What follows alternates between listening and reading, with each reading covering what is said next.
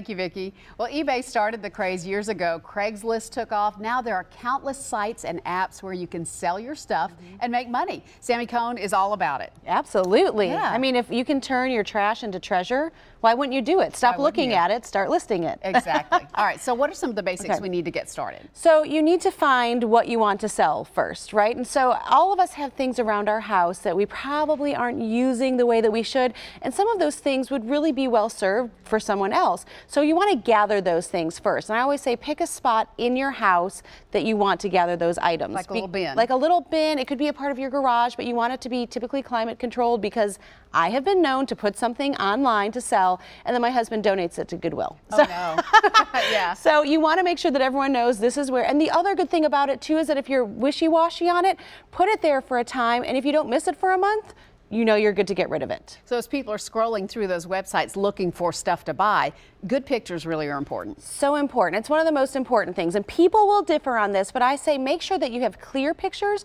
make sure you have enough photos that show all the aspects of the item. So we have the shoes here, for instance, and what I do first is I put it on a solid background. Please don't take pictures on your bedspread, on your shag rug.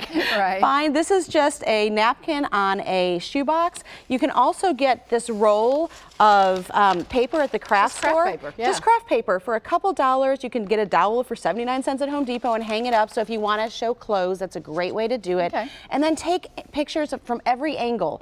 Top, the tread of a shoe, if you're doing a computer, the front, the bottom, take a picture of the serial number, because people are going to ask anyway. Yeah. And so when you do that, it also gives you validity as a seller to show I know what I'm doing, and it's our scrolling, people are going to stop or they're going to move on quickly. And you don't have to have a fancy camera like this one. You can do it on your phone. Absolutely. You can do this if you want, if you feel like that's where I'm going to stand out is by using my camera. But really, most of these places are apps anyway, so if you have a good phone or can borrow someone's phone, and then you can upload it quickly to the app, the key is to get it listed. You mentioned the description. Being honest and being clear is very important. Right, and two very important things. So always be honest, because especially in this day and age, if you do something wrong or if you oversell your item, you're not going to have the chance to sell again, because people can rate you as a seller. So make sure that you're honest, especially you don't want to walk up with something that you say is brand new and then there's obviously a stain on the dress, something like that. Sure. But make sure you're using all the space available to you. This is something people don't tell you. Think of when you're searching on Google, right? You want to know all the information you can. So use all the space, because then if someone is searching on an eBay or a Craigslist, then your item is more likely to rise to the top. That makes a lot of sense. Yeah. All right, what about pricing? Okay, so this is key. We think garage sale, right? Now, you don't want to go too high. No one cares that you got this in Paris 20 years ago or that your Aunt Edna gave it to you.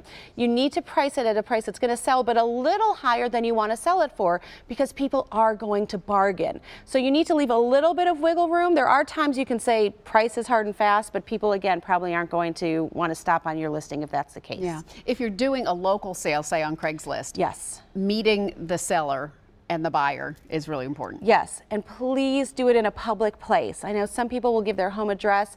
I just don't recommend that. A lot of police departments now will set up places for online sellers to meet.